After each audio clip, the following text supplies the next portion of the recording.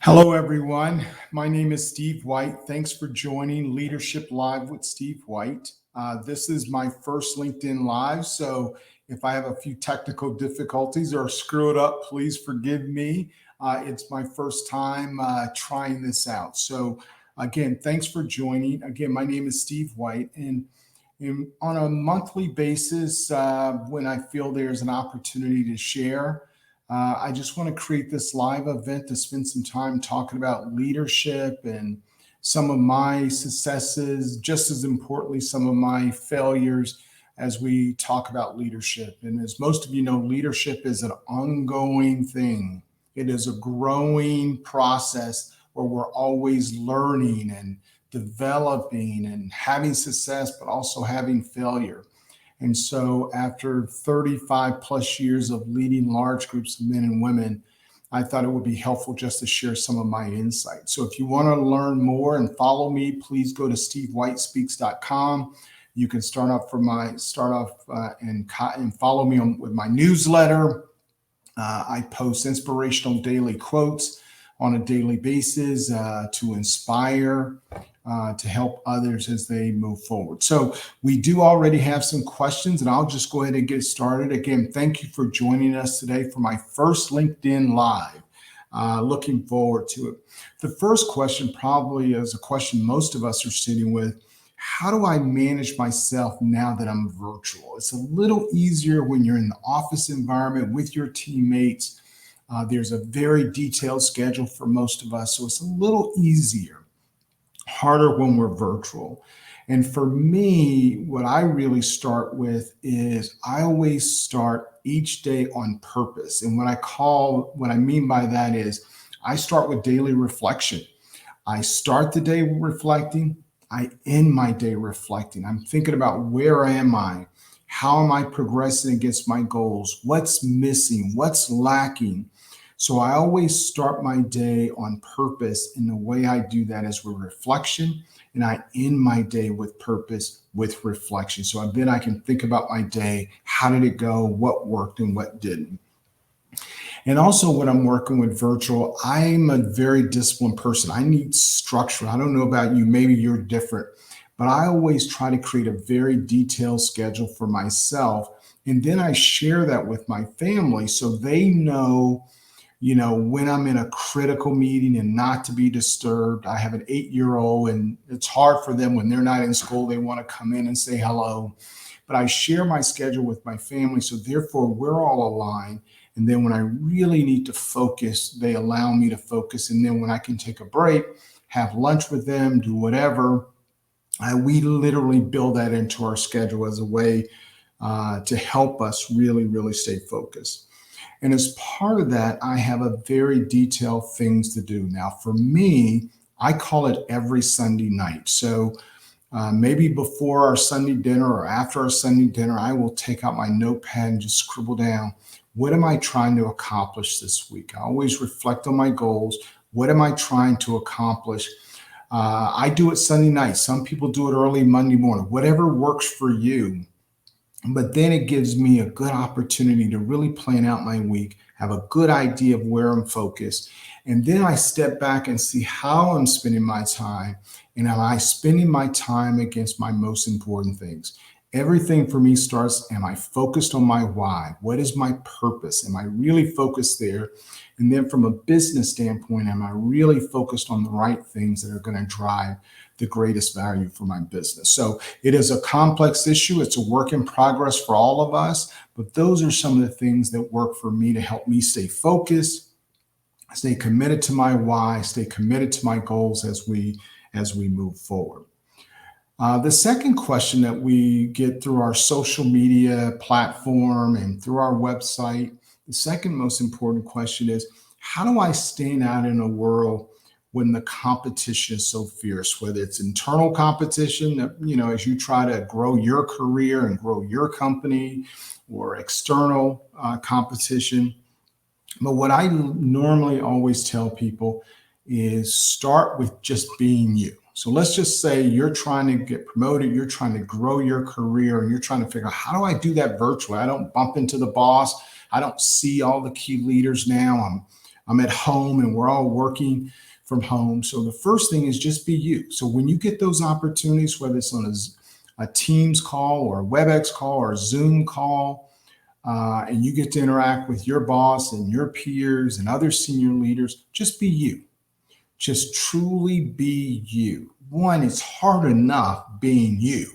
Trying to be 3 or 4 different people is even more difficult. So don't even try that. Stay focused on being you and how you can add value to the firm.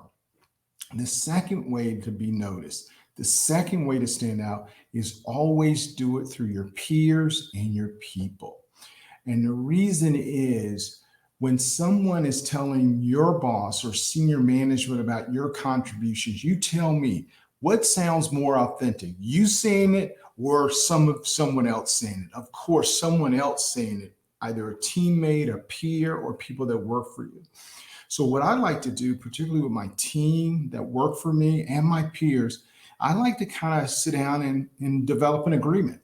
And so let's say in this case, I'm working with Bob and Sue. I'll sit down individually with Bob and Sue and say, tell me what you're trying to accomplish. What are your objectives? What's important to you? And then I'll ask, how can I help? What do you need from me so you can be the best you can be? Then that now gives you the permission to have a conversation with them and say, well, here's what I need from you to help me be successful and help my team be successful. And then when you deliver against that agreement, you deliver against those commitments, now they are seeing your praises, and now they're sharing with others how you help them be the best they can be. And that's what I like to call echoes. Once the echoes start on you, that's how you really start to stand out and really create a brand for yourself. And then the final part of that is every company has challenges. Working for Comcast, our biggest challenge over the last handful of years has been focused on customer experience. I don't need to tell you, in the cable and telecom business, customer experience was our biggest opportunity. And while we're not where we want to be, we've certainly made great progress. But what we did with our team was we really leaned in. We really focused on customer experience as the company created this environment so we could really care for our customers. We ran to the biggest challenge. We focused on the biggest challenge. And the way we measure our customer experience is through NPS, which is the Net Promoter System. And we were able to move our NPS in the West Division. When I was the president of the West Division for the last 11 years, we moved it from a negative 15 to a positive 15. So that 30-point change allowed us to try things, and several of those items became nationwide items that the company embraced because we were doing it and we were demonstrating success. And that was one of the ways our team could really stand out within Comcast on really bringing value to the business. Hopefully that makes sense. So be you. Do everything through your team and your peers. They will create the echoes for you, and then find those biggest opportunities in your organization and run to those with your team, with your peers, and really come up with solutions to help the company challenge and solve some of those biggest challenges. Hopefully that makes sense.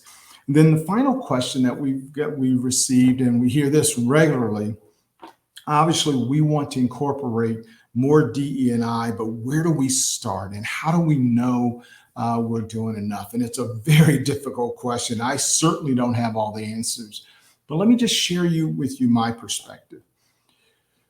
About 2 years ago, after the George Floyd murder, our company, which was already very focused on DE&I, asked me to chair what we call our Diversity, Equity, and Inclusion Council. It was about 23 leaders across the Comcast cable business unit.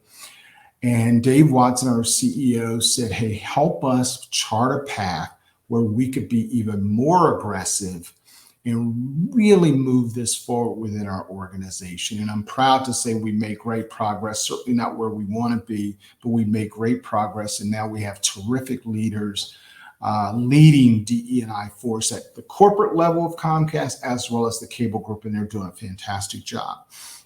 But the first thing I had to do is I had to check my own mindset. Where did I have unconscious bias? Where maybe I was closed-minded, because you can't lead if you come with your own biases. You can't gain credibility if your own actions are not inclusive in creating that table of prosperity for others. And one of the tools that I use, a good friend of mine, Tina DeSalvo, provided to me was an emotional intelligence kind of questionnaire that helped me really understand my emotional IQ. And we'll post this on my website or on one of our social media platforms so you can also do it. But it gave me a lot of insight into my emotional intelligence and how I was thinking about things as we move forward. Then number two, after you've evaluated your own unconscious bias, because we all have them, then number two is I started opening my eyes. There's a phrase called be woke. So I just started observing our organization in the West and at the corporate level to say, were we diverse? Where might we be lacking? Are we inclusive? Where are there opportunities where we're maybe not being inclusive in in all of that, and really just trying to understand maybe where we didn't have equity, across our organization. And so I spent time talking to our leaders, spending time really thinking about that, where we had opportunities to really be better. But everything starts with me, because it is so easy when you work for a company for so long, like I have at Comcast for almost 20 years, you maybe miss things. Things start to kind of become part of the fabric and you're not looking as clearly as you should. And so that's why it's important to step back, be woke, talk to people, identify those opportunities. And then through that process, working with your team, start to identify ways that you can create a more diverse, inclusive organization that provides equity across the board. And so here's the most important thing.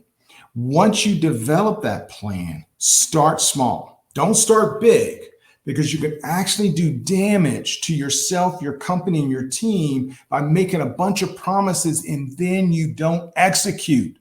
Danger, danger, danger. Pick one or two things, build confidence, execute exceptionally well. That's how you start to build more trust in the organization. Then you can go to initiative number 3. Then you can go to initiative number 4. And then you can really start to be big and bold. But you're going to have to be really smart and really careful about where you go. And through your actions, your organization will start to build confidence that we are focused on DE&I. We are doing it the right way, because it is not a short-term journey. It is actually a long-term commitment to creating an organization that is diverse, that's inclusive, and that provides equity. And the last point I want to make on this, and this is a critical one, DE&I is not just for people of color or women. It is for the entire organization, because I don't know about you.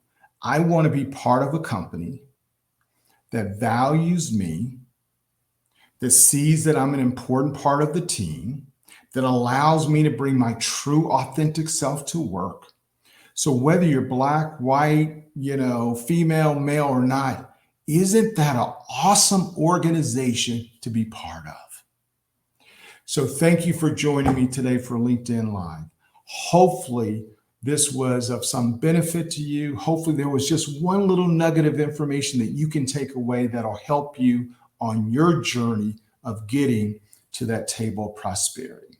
And again, if you want to follow me on my social media platform, you want to see what's happening and some of the nuggets that I share, please go to stevewhitespeaks.com. You can join my newsletter. You can get daily inspirational quotes that might help you inspire.